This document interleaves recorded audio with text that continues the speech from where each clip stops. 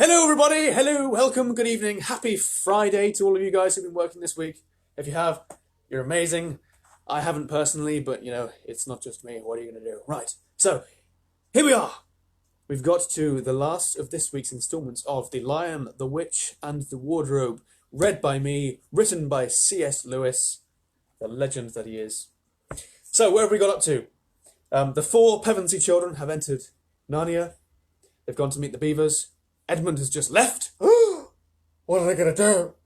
And so now they're deciding what to do about trying to find Edmund or just leaving him. So let's carry on with where we were. As always, I'm going to do some accents. So don't judge me if they're terrible, Life's a learning curve. Here we go. The Lion, the Witch and the Wardrobe. Chapter 10. I'm wrong. Chapter 9. In the Witch's House. And now, of course... Hello, Peter. Now, of course, you want to know what had happened to Edmund. Had he eaten his share of the dinner? So, yes, he had. He had eaten his share of the dinner, but he hadn't really enjoyed it because he was thinking all the time about Turkish delight.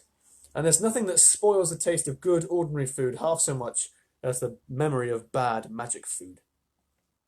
And he had heard the conversation and hadn't enjoyed that much either, because he kept on thinking that the others were taking no notice of him and trying to give him the cold shoulder. They weren't, but he imagined it. And then he had listened until Mr. Beaver told them about Aslan, and until he had heard the whole arrangement for meeting Aslan at the stone table. It was then that he began very quietly to edge himself under the curtain which hung over the door. For the mention of Aslan gave him a mysterious and horrible feeling, just as it gave the others a mysterious and lovely feeling. Just as Mr. Beaver had been repeating the rhyme about Adam's flesh and Adam's bone, Edmund had been very quietly turning the door handle, and just before Mr. Beaver had been telling them that the White Witch wasn't really human at all, but a half djinn and half giantess, Edmund had got outside into the snow and cautiously closed the door behind him. You mustn't think that even now Edmund was quite so bad that he actually wanted his brother and sisters to be turned into stone. He did want Turkish delight, and to be a prince, and later a king, and to pay Peter back for calling him a beast. As for what the witch would do with the others, he didn't want her to be particularly nice to them, certainly not to put them on the same level as himself, but he managed to believe, or to pretend he believed, that she wouldn't do anything very bad to them. Because, he said to himself, all these people who say nasty things about her are her enemies, and probably half of it isn't true. She was jolly nice to me anyway, much nicer than they are. I expect she's the rightful queen, really. Anyway, she'll be better than the awful Aslan. Ugh. At least, that was the excuse he made in his own mind for what he was doing. It wasn't a very good excuse, however, for deep down inside him, he really knew that the White Witch was bad and cruel. The first thing he realized when he got outside and found the snow falling all around him was that he'd left his coat behind in the beaver's house. And of course, there was now no chance of going back to get it.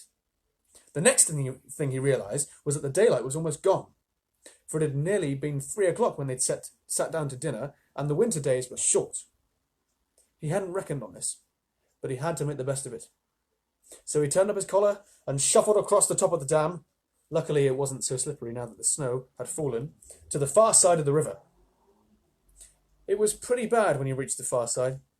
It was growing darker every minute, and what with that and the snowflakes swirling all around him, he could hardly see 3 feet ahead. And then, too, there was no road.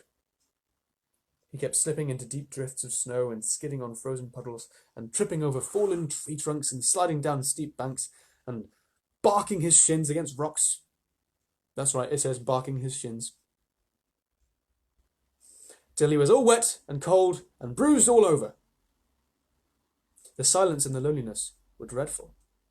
In fact, I really think he might have given up the whole plan and gone back and owned up and made friends with the others if he hadn't happened to say to himself, when I'm king of Narnia, the first thing I shall do ought to be to make some decent roads. And of course, that set him off thinking about being a king and all the other things he would do, and this cheered him up a good deal.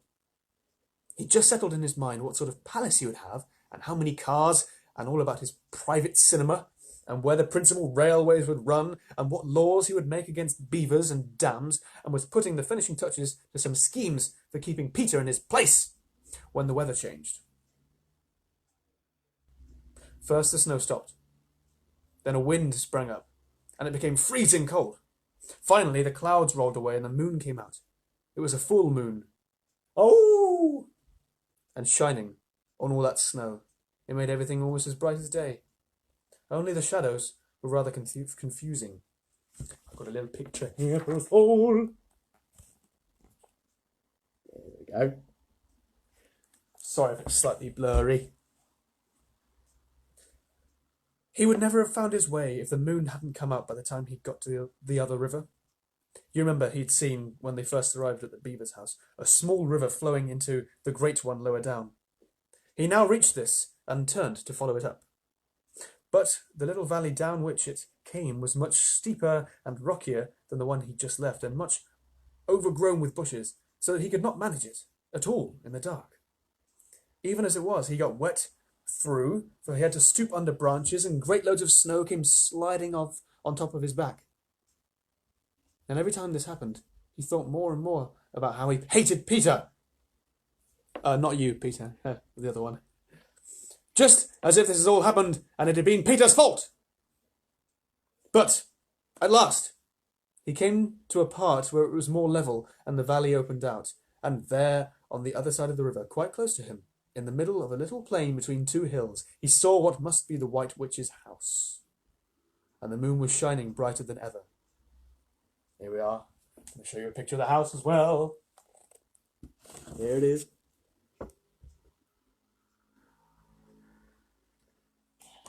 Get your imaginations going. The house was really a small castle. It seemed to be all towers, little towers, with long pointed spires on them, sharp as needles. They looked like huge dunces' caps, or sorcerers' caps, and they shone in the moonlight, and their long shadows looked strange on the snow. Edmund began to be afraid of the house. But it was too late to think of turning back now. He crossed the river on the ice and walked up to the house. There was nothing stirring, not the slightest sound anywhere. Even his own feet made no noise on the deep, newly fallen snow. He walked on, past corner after corner of the house, and past turret after turret to find the door. He had to go right round to the far side before he found it. It was a huge arch, but the great iron gates stood wide open. Edmund crept up to the arch and looked inside into the courtyard, and there he saw a sight that nearly made his heart stop beating. Just inside the gate, with the moonlight shining on it, stood an enormous lion, crouched, as if it was ready to spring. And Edmund stood in the shadow of the arch, afraid to go on and afraid to go back, with his knees knocking together. He stood there so long that his teeth would have been chattering with cold, even if they'd not been chattering with fear. How long this really lasted, I don't know, but it seemed to Edmund to last for hours.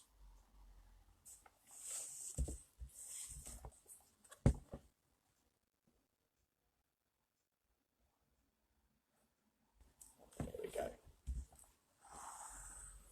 Then, at last, he began to wonder why the lion was standing so still, for it hadn't moved 1 inch since he first set his eyes upon it. Edmund now ventured a little nearer, still keeping in the shadow of the arch as much as he could. He now saw from the way the lion was standing that it couldn't possibly have been looking at him at all. But supposing it turns its head, thought Edmund. In fact, it was staring at something else, namely a little dwarf who stood with his back to it at 4 feet away. Ha! Thought Edmund. When it springs at the dwarf, then will be my chance to escape. But still the lion never moved, nor did the dwarf. And now at last Edmund remembered what the others had said about the White Witch turning people into stone. Perhaps this was only a stone lion. And as soon as he had thought of that, he noticed that the lion's back and the top of its head were covered with snow. Of course, it must only be a statue. No living animal would let itself get covered in snow. Then, very slowly, and with his heart beating as if it would burst, Edmund ventured to go up to the lion. Even now he hardly dared touch it, but at last he could put out his hand very quickly and did. Bang! And it was cold. It was cold stone. He'd been frightened of a mere statue. Ha ha! The relief which Edmund felt was so great that in spite of the cold he suddenly got warm all over right down to his toes. And at the same time there came into his head what seemed a perfectly lovely idea. Probably, he thought, this is the great lion Aslan they were all talking about. Ha ha! She's caught him already and turned him into stone. So that's the end of all their fine ideas about him. Pooh! Who's afraid of Aslan? And he stood there, gloating all over the stone lion. And presently he did something very silly and very childish. He took a stump of lead pencil out of his pocket and scribbled a moustache on the lion's upper lip, and then a pair of spectacles on its eyes.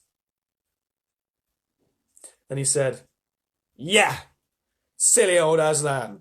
How'd you like being a stone? You thought yourself mighty fine, didn't you?" But in spite of the scribbles on it, the face of the great stone beast still looked so terrible and sad and noble, staring up in the moonlight, that Edmund really didn't get any fun out of jeering at it. He turned away and began to cross the courtyard. As he got into the middle of it, he saw that there were dozens of statues all about, standing here and there, rather as the pieces stand on a chessboard when it's halfway through the game.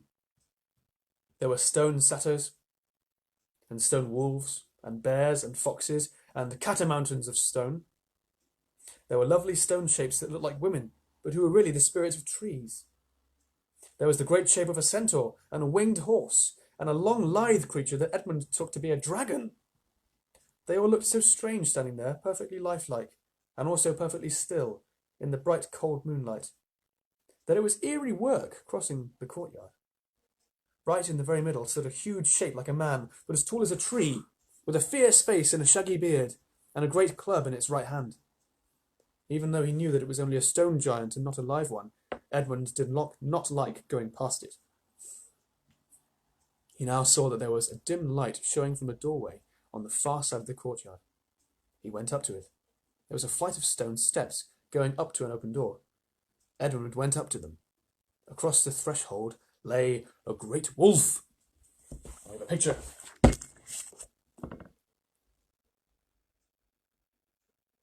Oh. It's such a hefty book, this, honestly. It's all right, he kept saying to himself. It's only a stone wolf, it can't hurt me. And he raised his leg to step over it. Instantly the huge creature rose, with all the hair bristling along its back, opening a great red mouth, and said in a growling voice, "Who's there? Who's there? Stand still, stranger, and tell me who you are." "If you please, sir," said Edmund, trembling so hard that he could hardly speak. My name is Edmund, and I'm the son of Adam that Her Majesty met in the wood the other day.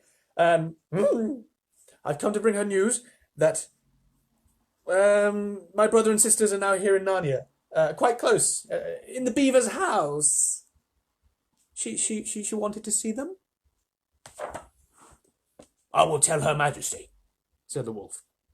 "Meanwhile, stand still on the threshold, as you value your life." Aye. Then it vanished into the house. Edmund stood and waited, his fingers aching with cold and his heart pounding in his chest, and presently the wolf, the great wolf, Morgrim, the chief of police, the chief of the witches' secret police, came bounding back and said, come in, fortunate favourite of the Queen, or else not so fortunate." And Edmund went in, taking great care not to tread on the wolf's paws. He found himself in a long, gloomy hall with many pillars, full, as the courtyard had been, of statues. The one nearest the door was a little faun, with a very sad expression on his face, and Edmund couldn't help wondering if this might be Lucy's friend. The only light came from a single lamp, and close beside this sat the White Witch. "I'm come, your Majesty," said Edmund, rushing eagerly forward. "How dare you come alone?" said the witch in a terrible voice. "Did I not tell you to bring the others with you?" "Please, your Majesty," said Edmund, "I've done the best I can. I brought them quite close. They're in the little house on the top of the dam, just up the river, with Mr. and Mrs. Beaver." A cruel smile slowly came over the witch's face. "Is this all your news?" she asked. "No, no, your majesty," said Edmund, and proceeded to tell her all that he had heard before leaving the beaver's house. "What? Aslan?" cried the queen. "Aslan? Is this true? If I find you've lied to me—" "Please, I'm only repeating what they said," stammered Edmund. But the queen, who was no longer attending to him, clapped her hands. Instantly the same dwarf whom Edmund had seen with her before appeared. "Make ready our sledge," said the witch, "and use the harness without bells." Dun dun dun! Chapter 10. The spell begins to break. Now, we must go back to Mr. and Mrs. Beaver and the 3 other children. As soon as Mr. Beaver said, "There's no time to lose!" Wait, hang on, he was Cockney. "There's no time to lose!" Hang on. Cockney rhyming more at my son. "There's no time to lose!" So, I've got to work on the accents here. Everyone began bundling themselves into coats, except Mrs. Beaver, who started picking up sacks and laying them on the table, and said, "Now, Mr. Beaver, just reach down that ham, and here's a pack of tea, and there's some sugar and some matches, and if someone will get 2 or 3 loaves out of the crock over there in the corner." "What are you doing, Mrs. Beaver?" exclaimed Susan. "Oh, packing a load for each of us, dearie," said Mrs. Beaver very coolly. "Oh, you didn't think we'd set out on a journey with nothing to eat, did you?" "Oh, no, no, no." "But we haven't got time," said Susan, buttoning the collar of her coat. "She may well be here any minute." "That's what I say," chimed in Mr. Beaver. "Get along with you, said his wife. "Think it over, Mr. Beaver. She can't be here for another quarter of an hour at least." "But don't we want to have big of a head start as possible," said Peter, "if we're to reach the stone table before her?" "You've got to remember that." "It's true, you've got to remember that, Mrs. Beaver," said Susan. I don't know what's going on. As soon as she had looked in here... let me start again. "You've got to remember that, Mrs. Beaver," said Susan. "As soon as she's looked in here and finds we're all gone, she'll be off at top speed." "That she will," said Mrs. Beaver. "But we can't get there before her, whatever we do, for she'll be on a sledge and we'll be walking." "Then we have no hope," said Susan. "Now, don't you go fussing, there's a dear," said Mrs. Beaver. "But just get 6 clean handkerchiefs out of the drawer." Of course we've got a hope. We can't get there before her, but we can keep under cover and go by way she won't expect, and perhaps we'll get through." "That's true enough, Mrs. Beaver," said her husband. "But it's time we were out of this." "And don't you go start fussing either, Mr. Beaver," said his wife. "There, that's better. There's 5 loads and the smallest for the smallest of us. That's you, my dear," she added, looking at Lucy. "Well, I'm nearly ready now," answered Mrs. Beaver at last, allowing her husband to help her into her snow boots. "I suppose the sewing machine is too heavy to bring?" "Yes, it is," said Mr. Beaver. "A great deal too heavy. And you don't think you'll be able to use it while we're out on the run, I suppose? Sewing and running at the same time? Good grief. Here we are." Oh, this story's going to get harder and harder as I get more and more accents to do. But never mind, it'll be fine. "I can't abide the thought of the witch fiddling with it," said Mrs. Beaver, "and breaking it, or stealing it as likely as not." "Oh, please, please, please, do hurry," said the children. And so at last they all got outside, and Mr. Beaver locked the door. "It'll delay her a bit," he said, and they set off, all carrying their loads over their shoulders. This is why handkerchiefs are useful, guys, just saying. The snow had stopped, and the moon had come out when they began their journey. They went in single file. First Mr. Beaver, then Lucy, then Peter, then Susan, and Mrs. Beaver last of all. Mr. Beaver led them across the dam, and onto the right bank of the river, and then along a very rough sort of patch among the trees, right down by the river bank. The sides of the valley, shining in the moonlight, towered up far above them on either side. "Best keep down here as much as possible," he said. "She'll have to keep on to the top, for you couldn't bring a sledge down here." Yeah. It would have been a pretty enough scene to look at through a window from a comfortable armchair, and even as things were, Lucy enjoyed it at first, but as they went on walking and walking and walking, and as the sack she was carrying felt heavier and heavier, she began to wonder how she was going to keep up at all. And she stopped. She stopped looking at the dazzling brightness of the frozen river, with all its waterfalls of ice and all the white masses on the treetops and the great glaring moon and the countless stars, and could only watch the little short legs of Mr. Beaver going pad, pad, pad, pad through the snow in front of her, as if they were never going to stop. Then the moon disappeared, and the snow began to fall once more, and at last Lucy was so tired that she was almost asleep and walking at the same time, when suddenly she found that Mr. Beaver had turned away from the riverbank to the right, and was leading them steeply uphill into the very thickest bushes. And then, as she came fully awake, she found that Mr. Beaver was just vanishing into a little hole in the bank, which had been almost hidden under the bushes, until you were quite on top of it.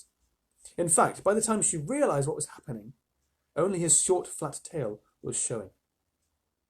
Lucy immediately stooped down and crawled in after him. Then she heard noises of scrambling and puffing and panting behind her, and in a moment all 5 of them were inside. "Whatever is this?" said Peter's voice, sounding tired and pale in the darkness. "I hope you know what I mean by a voice sounding pale," said C.S. Lewis in brackets. "I don't."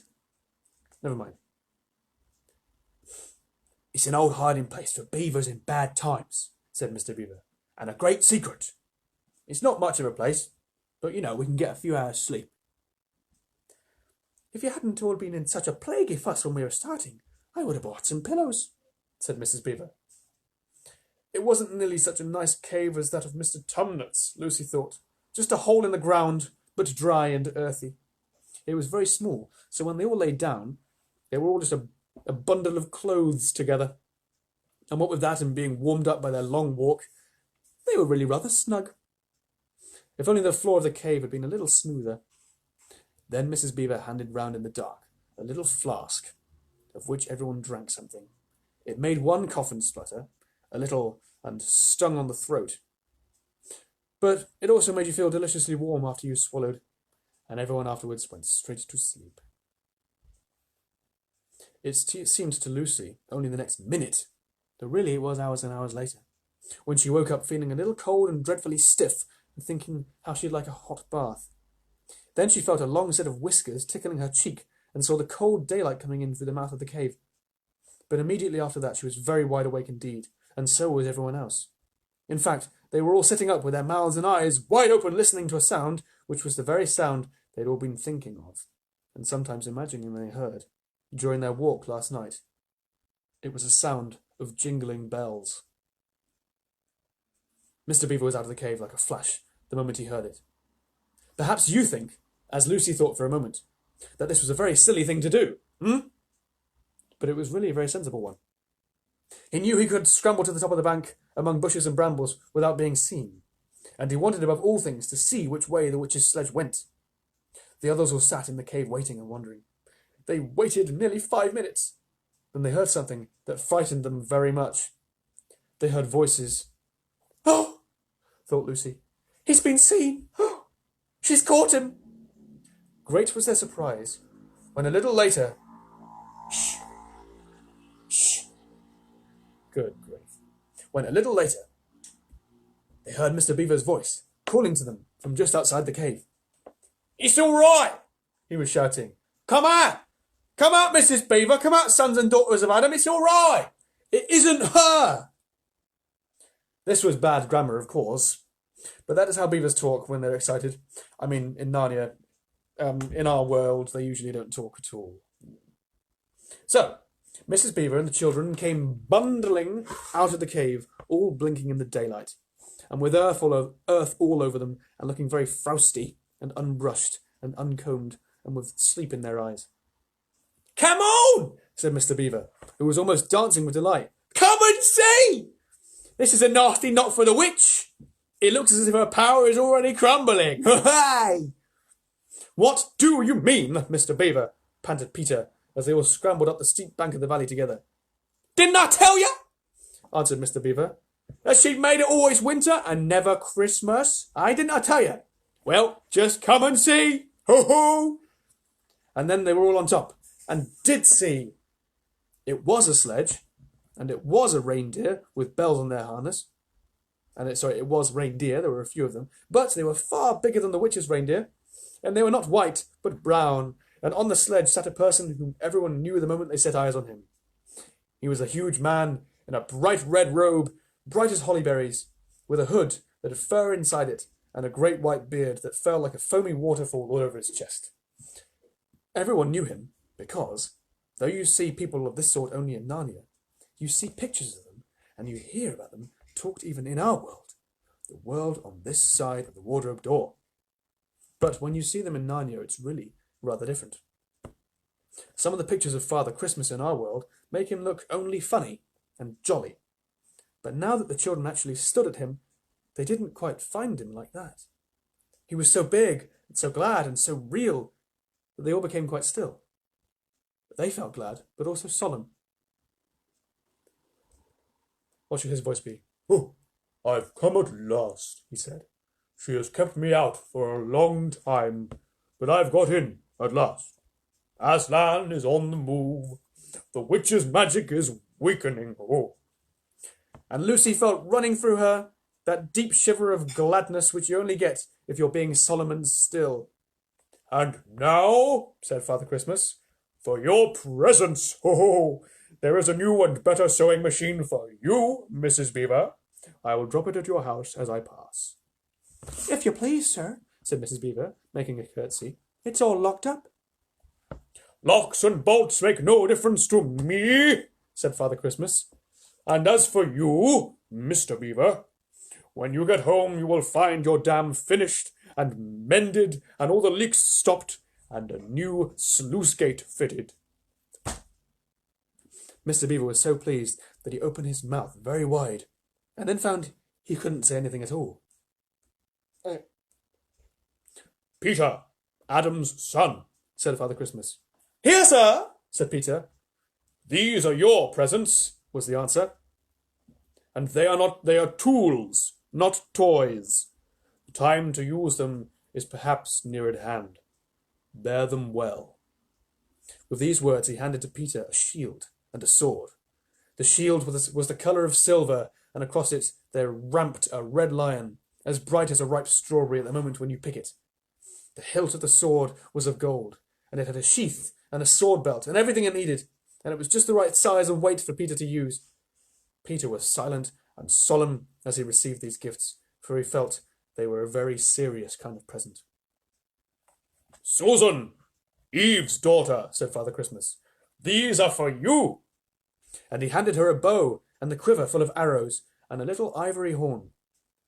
"You must only use the bow in great need," said he, "for I do not mean you to fight in battle. It does not easily miss.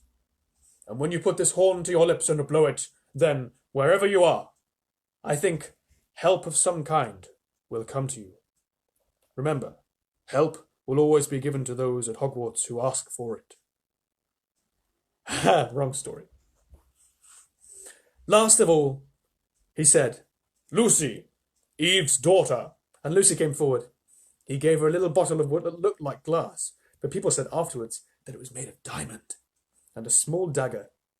"In this bottle," he said, "there is a cordial made of the juice of one of the fire flowers that grow in the mountains of the sun.